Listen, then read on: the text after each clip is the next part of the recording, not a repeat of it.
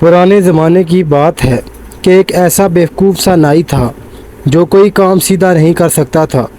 یہی کہ بال کاٹتے وقت وہ کان کاٹ دیتا اور حجامت کرتے وقت گلا۔ نتیجہ یہ کہ اس کا کام ٹھپ ہوتا چلا گیا اور وہ اپنی چیزیں بیچ کر گزارا کرنے پر مجبور ہو گیا۔ رفتہ رفتہ ایسا وقت آیا کہ اس کے گھر میں صرف دو چیزیں باقی بچیں، اس کا استرا اور اس کی بیوی، اور یہ فیصلہ کرنا دشوار تھا کہ ان میں سے زیادہ تیز کون ہے۔ ایک دن نائی کی بیوی اسے بیوقوفیوں پر طعنہ دے رہی تھی کہ وہ بے بسی سے بولا، یہ سب بار بار کہنے کا کیا فائدہ ہے؟ میں تم سے متفق ہوں۔ میں نے کبھی خود سے کچھ نہیں کمایا، میں کبھی خود سے کچھ نہیں کما سکتا، اور میں کبھی بھی کسی کو کمانے بھی نہیں دوں گا، یہ حقیقت ہے۔ بیوی نے کہا، اگر تم کام نہیں کر سکتے تو بھیک مانگو، میں بھوکا نہیں مرنا چاہتی۔ بادشاہ کے محل میں جا کر اس سے کچھ مانگو، شہزادی کی شادی ہو رہی ہے۔ شہزادی کی شادی ہو رہی ہے اور بادشاہ غریبوں میں خیرات بانٹ رہا ہے، بادشاہ سے کہو کہ تمہیں کچھ بھی دے دے۔ نائی نے پھر ایسا ہی کیا اور بادشاہ کے محل میں جا کر اس سے کہا کہ وہ نائی کو کچھ دے دے۔ کچھ بھی کیا دوں؟ بادشاہ نے پوچھا۔ اب نائی کی بیوی نے یہ تو نہیں بتایا تھا کہ اسے کیا مانگنا چاہیے، اور نائی کا اپنا دماغ کچھ بھی سوچنے سے قاصر تھا۔ نائی نے پریشان ہو کر کہا، کچھ بھی دے دیں، کچھ زمین دے دیں۔ بادشاہ نے پوچھا۔ نائی کی جان میں جان آئی کہ وہ کچھ بھی کے مسئلے سے نکلا۔ وہ بولا، ہاں کوئی بھی زمین دے دیں۔ بادشاہ نے اسے شہر سے باہر ایک اجڑی پھجڑی زمین دینے کا حکم دے دیا۔ نائی جب گھر آیا تو بیوی نے پوچھا کہ تمہیں کیا ملا ہے؟ تو نائی نے کہا، پہلے مجھے کچھ دو، میں خیرات کر کے آتا ہوں پھر بتاتا ہوں۔ نائی نے جب بیوی کو زمین کے بارے میں بتایا تو وہ آگ بگولا ہو گئی اور اسے ڈانٹ کر کہا کہ ایسی غیر آباد زمین ہمارے کس کام کی؟ نائی بولا، لیکن زمین تو زمین ہے، وہ کہیں نہیں جائے گی اور ہمیشہ ہمارے پاس رہے گی۔ کیا تم سے زیادہ بیوقوف کوئی دوسرا ہے؟ زمین کا کیا فائدہ اگر ہم اس میں کاشت نہیں کر سکتے؟ کیا ہمارے پاس ہل چلانے کے لیے بیل ہے؟ بیوی نے غصے سے کہا۔ نائی منہ لٹکا کر بیٹھ گیا، مگر چلاک بیوی سوچنے لگی کہ کیا کرے۔ آخر کار اس نے ایک منصوبہ بنایا اور نائی کو لے کر اپنی زمین پر چلی گئی۔ اس کے بعد اس نے نائی کو کہا کہ وہ بھی اس کی نقل کرے، اور وہ زمین کو جگہ جگہ سے گور گور کر دیکھنے لگی۔ جب بھی کوئی آدمی اس کے پاس آتا تو وہ اسی جگہ پر بیٹھ جاتی جیسے کہ وہ کچھ کر نہ رہی ہو۔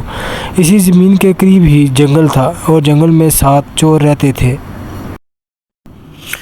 چور سارا دن دیکھتے رہے کہ نائی اور اس کی بیوی چھپ چھپ کر زمین میں کچھ تلاش کر رہے ہیں۔ جب شام ڈلی، ایک چور نائی کے پاس گیا اور اس سے پوچھا کہ کیا چیز ڈھونڈنے کی کوشش کر رہے ہو اور کس چیز کی تلاش ہے؟ نائی کی بیوی نے پہلے تو کچھ دیر ٹول مٹال کر کے ان کو ٹال دیا اور بعد میں تھک ہار کر کہنے لگی، یہ زمین ہمارے دادا کی ہے، انہوں نے یہاں اشرفیوں کی 5 دیگیں دفن کی تھیں، مگر ہمیں ان کی صحیح جگہ بتانے سے پہلے ہی فوت ہو گئے۔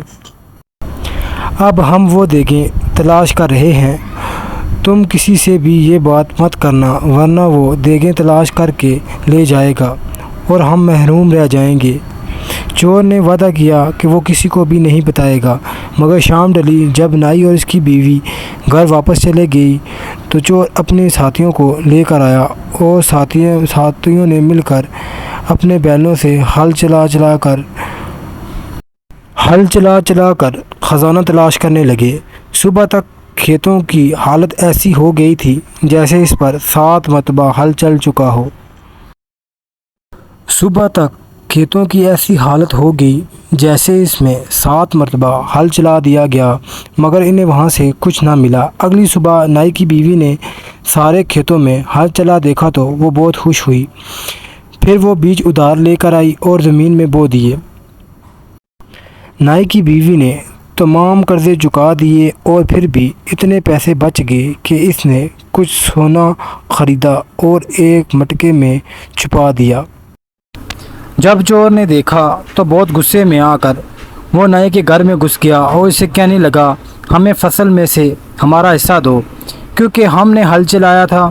نائی کی بیوی ہنسی اور کہنے لگی، میں نے تمہیں بتایا تھا کہ زمین میں سونا ہے لیکن وہ تمہیں نہیں ملا، اب وہ سونا گھر میں ایک مٹکے میں چھپا دیا ہے لیکن وہ تمہیں نہیں ملے گا۔ اس پر چور نے کہا، اگر تم سیدھی طرح سے ہمارا سونا نہیں دو گی تو ہم رات کو لے جائیں گے، آج رات دیکھ لینا۔ نائی کی بیوی نے پھر انکار کیا اور چور واپس چلے گئے، لیکن ایک چور گھر میں چھپ گیا تاکہ رات کو اپنے ساتھیوں کے لیے دروازہ کھول دے۔ نائی کی بیوی نے اچانک آنکھ گھماتے ہوئے اسے چھپتے ہوئے دیکھ لیا۔ نائی چور سے بہت ڈرا ہوا تھا۔ اس نے اپنی بیوی سے پوچھا، تم نے سونا کہاں چھپایا ہے؟ بیوی بولی، ایسی جگہ چھپایا ہے کہ وہ کسی کو بھی نہیں ملے گا۔ باہر کے دروازے کے ساتھ رکھے مٹکے میں مٹھائیوں کے نیچے چھپا دیا ہے۔ چور یہ سن کر بہت خوش ہوا۔ آدھی رات کو وہ اپنی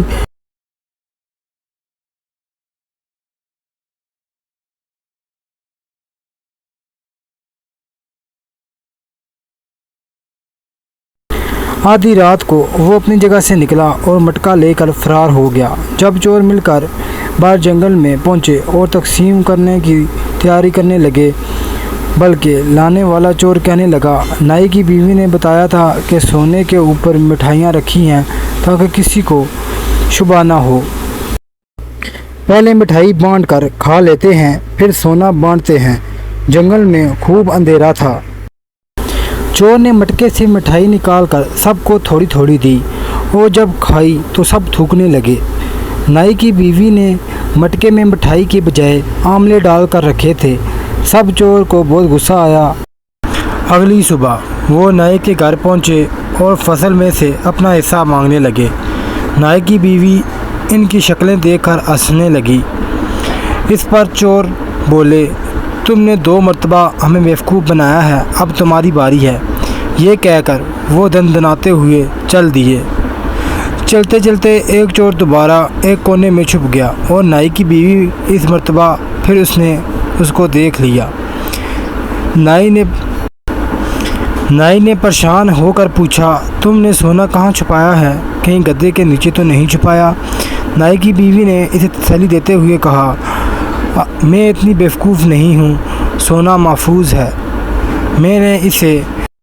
میں نے اسے باہر نیم کے درخت کی اونچی شاخوں میں ایک پوٹلی میں باندھ کر چھپا دیا ہے۔ چور یہ سن کر بہت خوش ہوا۔ رات کو جب سب سو گئے تو وہ اپنی کمین گاہ سے نکلا اور اس نے اپنے ساتھیوں کو بلایا۔ سب چور نیم کے درخت کے نیچے جمع ہو کر اوپر دیکھنے لگے تو کچھ غور کرنے پر اوپر درخت پر ایک پوٹلی بندھی دکھائی دی۔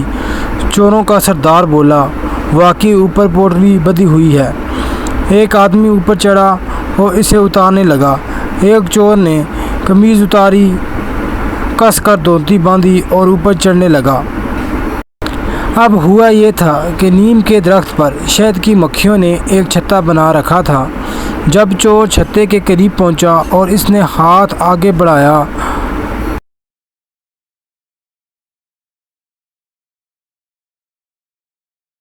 تو شہد کی ایک مکھی نے زور سے اس کی ران پر ڈنگ مار دیا۔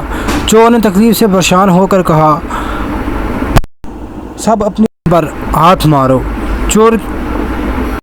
چور نے سختی سے اپنی ران پر ہاتھ پھیرا۔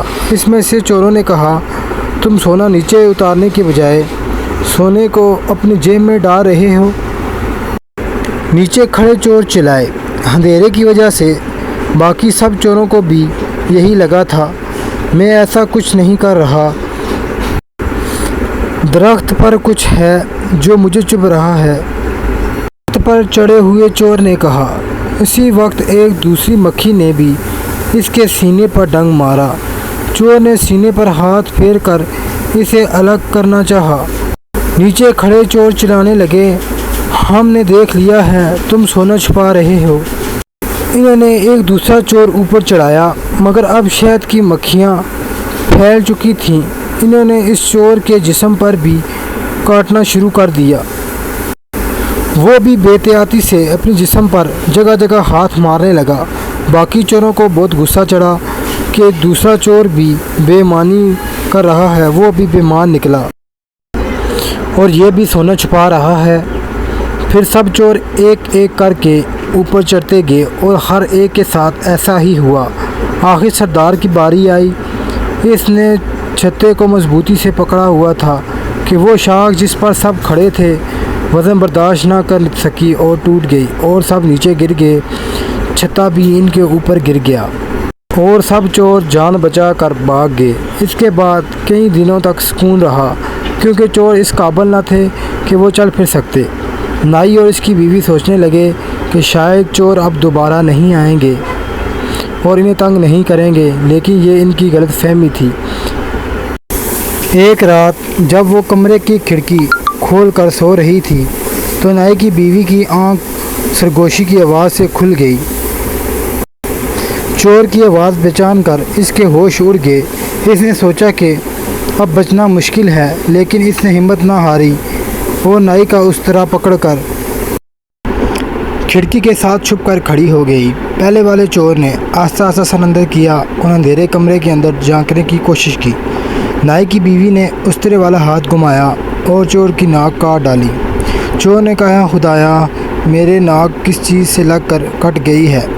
چور تکلیف سے چلایا، ارے خاموش، تم سب چور کو جگا دو گے، چپ کر کے اندر جاؤ۔ باقی چوروں نے اسے آہستہ آواز میں ڈانٹا۔ نہیں نہیں، میں نہیں جاؤں گا، میری ناک سے خون بہہ رہا ہے۔ چور گڑ گڑایا، ارے بزدل، تمہاری ناک کھڑکی سے ٹکرا کر زخمی ہو گئی ہے اور تم رو پڑے ہو۔ میں اندر جاتا ہوں، دوسرے چور نے کہا اور کھڑکی کی طرف بڑھا۔ جیسے ہی اس نے سر اندر کیا، نائی کی بیوی نے اپنا استرا چلا دیا اور اس کی ناک بھی کٹ گئی۔ خدایا، اندر واقع ہی کوئی تیز چیز ہے۔ چور تکلیف سے چلایا۔ تیسرے چور نے کہا، بانس کی کوئی کیل نکلی ہوگی، تم ایک طرف ہو، میں دیکھتا ہوں۔ تیسرے چور نے کہا، سب ہٹو، میں دیکھتا ہوں کہ اندر کیا ہے۔ تیسرے چور نے جو ہی اپنا سر اندر ڈالا، پھر وہی ہوا جس کا ڈر تھا، اس کی ناک کٹ کر الگ ہو کر نیچے گر گئی۔ وہ اچلانے لگا۔ اس نے کہا، واقع ہی اندر کوئی تیز چیز ہے، مجھے ایسا لگتا ہے کہ میرا ناک کٹ کر مجھ سے جدا ہو گیا ہے۔ تیسرا چور چلانے لگا۔ چوتھے چور نے کہا، بیوقوفو، آپ سب بیوقوف ہو، میں دیکھتا ہوں اندر کیا ہے۔ پھر اس نے اندر دیکھا، اس کا بھی حال سب جیسا ہوا۔ پھر سردار کی باری آ گئی۔ ساتھیو، تم سب زخمی ہو۔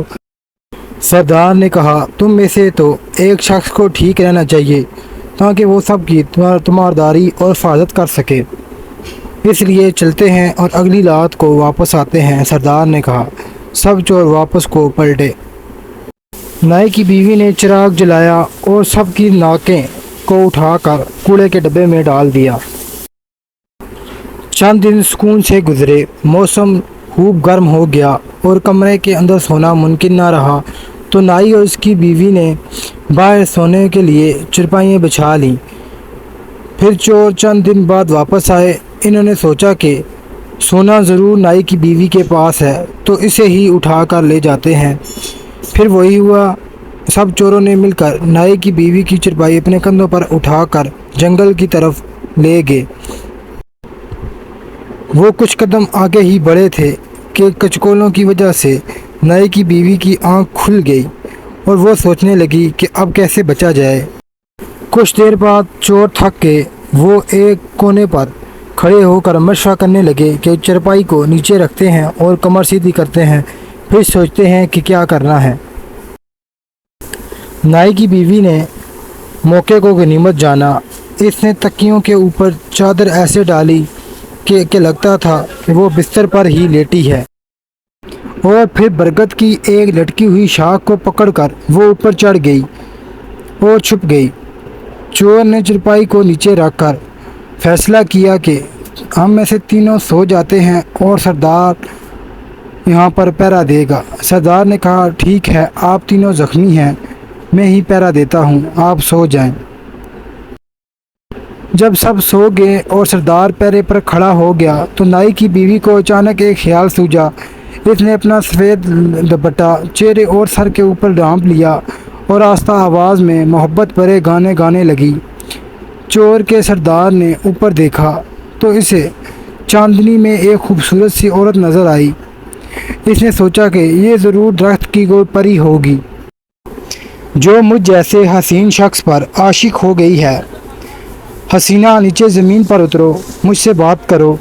پری نے جواب نہیں دیا، وہ اشکانہ گانے گانے لگی۔ سردار نے یہ دیکھا تو خود درخت پر چڑھ گیا۔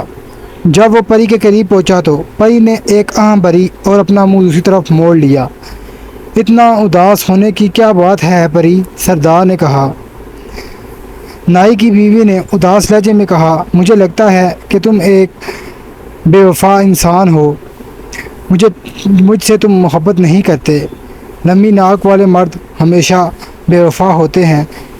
سردار نے اسے اپنی وفا کا یقین دلانے کی بہت کوشش کی مگر وہ نہ مانی۔ آخر نائی کی بیوی نے کہا ایسا کرو کہ اپنی زبان کو لمبا سا کر کے باہر نکالو، میں اسے چھو کر جان لوں گی کہ تم وفا کرنے والے ہو یا نہیں۔ مجھے پتہ چل جائے گا کہ یہ زبان سچ بولتی ہے یا جھوٹ۔ پری اس کے قریب آئی اور اس طرح سے اس کی زبان کو کاٹ کر 2 ٹکڑے کر دیا۔ چور کی زبان کے 2 ٹکڑے ہونے کے بعد نائی کی بیوی نے اس طرح اپنے پاس ہی رکھ لیا تھا۔ اب سردار تکلیف کی شدت سے زور سے چلایا اور درخت سے نیچے گر گیا۔ کیا ہوا؟ دوسرے چوروں نے کہا۔ سردار نے اوپر درخت کی طرف اشارہ کرتے ہوئے کہا لیکن بول نہ سکا۔ وہ زبان کتنی کی وجہ سے بولنے سے قاصر ہو گیا۔ لگتا ہے سردار پر جادو ہو گیا ہے، درخت پر ضرور کوئی بھوت پریت تھا، چوروں نے کہا۔ اس وقت نائی کی بیوی نے اپنی سفید چادر لٹکانا شروع کر دی اور چور خوفزدہ ہو کر بھاگ نکلے۔ ان میں سے دونوں نے اپنے سردار کو کندھے پہ اٹھایا اور بھاگ گئے۔ اتنے میں نائی کی بیوی درخت کے نیچے اتری اور اپنا دوپٹہ سر پہ لیا اور گھر کی طرف چل دی۔ سردار کی زبان کا زخم کچھ ٹھیک ہوا تو اس نے مشکل سے بتایا کہ اس کے ساتھ کیا ہوا تھا۔ چور اب اپنی ناکیں اور زبان کھو چکے تھے، اس نتیجے پر پہنچ چکے تھے کہ نائی کی بیوی سے مقابلہ کرنے کے قابل نہ رہے، کہ نائی کی چلاک بیوی سے مقابلہ نہ کر سکتے تھے، اس کے بس کی بات نہیں تھی۔ پھر وہ بادشاہ کے پاس چلے گئے اور اس سے انصاف طلب کرنے لگے۔ کہ نائی سے ہمیں انصاف لے کر دیں۔ لیکن نائی کی چلاک بیوی نے بھی اپنا مقدمہ پیش کر دیا اور ثبوت کے طور پر چور کے ناک پیش کر دیے۔ جب بادشاہ نے چور کے ناک دیکھے اور سارا قصہ سنا تو اس نے چوروں کو جیل میں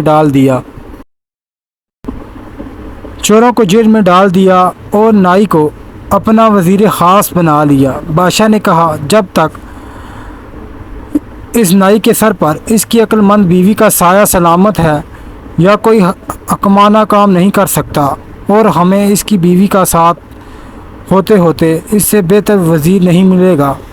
اس طرح نائی کی بیوی کی عقل مندی کی وجہ سے ان کی چوری سے بھی جان چھوٹ گئی اور ان کے حالات بھی بہتر ہو گئے۔